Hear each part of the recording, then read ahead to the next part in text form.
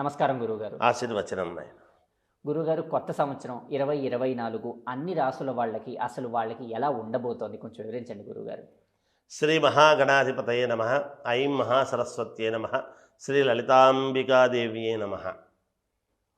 మామూలుగా రాశి ఫలాల వాళ్ళు అంటే ద్వాదశ రాశుల వాళ్లకు కూడా మనకు ప్రామాణికం ఏమిటి? కొత్త సంవత్సరము అని మనం అనుకుంటాం. 2024 అంతా ఎలా ఉండబోతుంది గురువుగారు అని మీరు అడుగుతున్నారు. అయితే ఉగాది పండుగకు మనము పంచాంగ శ్రవణం, పంచాంగ పఠనం అనేది మనం చేసుకుంటాం.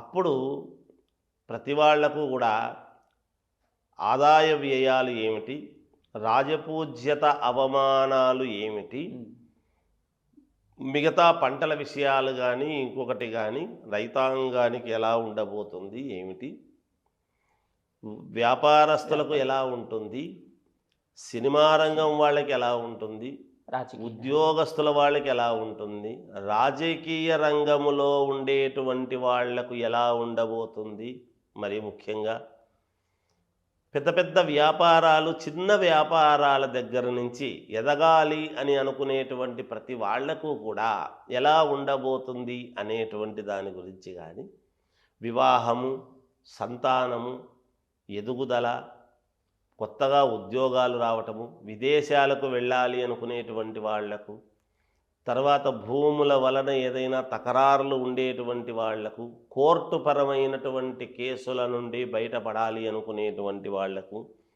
ఇలాంటివన్నీ కూడా మామూలుగా ఉగాది పండుగ నాడు ఉన్నటువంటి గ్రహస్థితిని బట్టి మనం చెప్పడం జరుగుతుంది. అయితే ఇప్పుడు 2024 అంటే ఇప్పుడు జనవరి నుంచి కూడా ఈ మధ్యకాలంలో కూడా ఎలా ఉండబోతుంది, ఈ సంవత్సరం అంతా ఎలా ఉండబోతుంది, కొత్త సంవత్సరము అంటే ఈ 2023 వెళ్ళిపోయి 24 సంఖ్య వచ్చింది కదా. మరి వచ్చినప్పుడు ఇది ఎలా ఉండబోతుంది అనేటువంటి ఉత్సుకతతో మీరు అడుగుతున్నారు. కాబట్టి కొన్ని ముఖ్యమైనటువంటి విషయాలు మనం మళ్ళీ అప్పుడు చెప్పుకున్నా, ఇప్పుడైతే ప్రతి వాళ్లకు కూడా ప్రతి రాశి వాళ్లకు ఎలా ఉంటుంది అనే విషయం గురించి నేను తెలియజేస్తాను తప్పకుండా.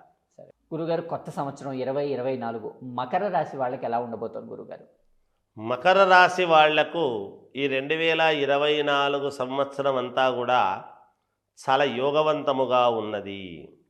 వీళ్ళది అనుకున్న పనులు అనుకున్న సమయానికి సకాలములో చేసుకోవటము, ఎంత శ్రమ పడితే ఆ శ్రమకు తగినటువంటి ఫలితాలు వీళ్ళు తెచ్చుకోవటంలో సఫలీకృతమవుతారు. తర్వాత కొంతమంది వీళ్లకు అనుచర గణం ఎవరైతే ఉంటారో వాళ్ళ వలన వీళ్లకు కొన్ని ఉపయోగాలు ఉన్నాయి, చిన్నపాటి ఇబ్బందులు కూడా ఉంటాయి. దాన్ని గ్రహించి ఏది ఎప్పుడు ఏ సమయానికి చెయ్యాలో ఆ సమయానికి చెయ్యాలి అనేటువంటి తెలివితేటలతో ముందుకెళ్ళేటువంటి విధానముగా ఉంటుంది వీళ్ళది. కొంతమంది బంధువుల యొక్క సహకారము వీళ్లకు చాలా మేలు చేస్తుంది. స్నేహితులు, ఆత్మబంధువులు, మిత్రులు వీళ్ల వల్ల కూడా కొంత ఉపయోగం ఉంటుంది ఈ సంవత్సరము వీళ్లకు. కోర్టు వివాదాలు లాంటివి, ఇంకేదైనా దీర్ఘకాలికముగా భూముల వలన కానీ ఏదన్నా ముడిపడిన ఉండేటువంటి సమస్యలన్నీ కూడా ఈ సంవత్సరము తీర్చుకోవడానికి అవకాశం ఉంటుంది. కుటుంబం అంతా కూడా స్థానచలనము చెయ్యాలి అని అనుకునేటువంటి పరిస్థితులు వచ్చి ఉన్నతమైనటువంటి స్థితికి కొంతమంది మార్పు అనేటువంటిది జరుగుతుంది గాక, అనూహ్యముగా ఉన్నట్టుండి ఆకస్మిక ధనలాభం అనేటువంటిది ఒకటి, యోగం అనేటువంటిది ఒకటి రాబోతున్నది. కొన్ని కీలకమైనటువంటి నిర్ణయాలు వీళ్ళు ఈ సంవత్సరము తీసుకునేటువంటి విధానముగా ఉంటుంది ఎదుగుదలకు కావాల్సినటువంటి దీంట్లో అనేటువంటిది తెలియజేస్తున్నాను.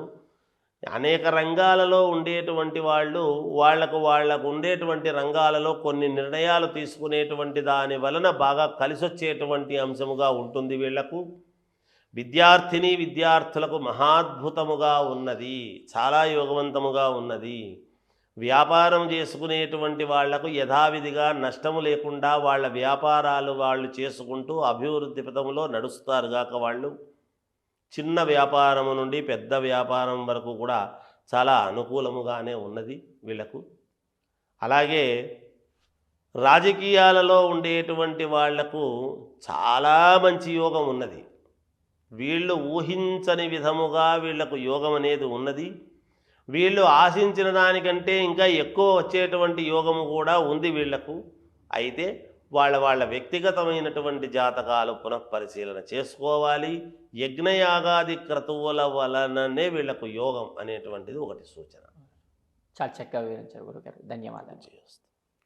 అంతు చిక్కని రహస్యాలు, మరెన్నో మనకి తెలియని పురాతన కట్టడాలు, వాటి వెనక దాగిన నిజాలు, పూర్వీకుల ఆచారాలు, మరెన్నో మూఢ విశ్వాసాలు, ఇలా కాలగర్భంలో కలిసిపోతున్న రహస్యాల కొరకు సబ్స్క్రైబ్ చేయండి రహస్యవాణి ఛానల్.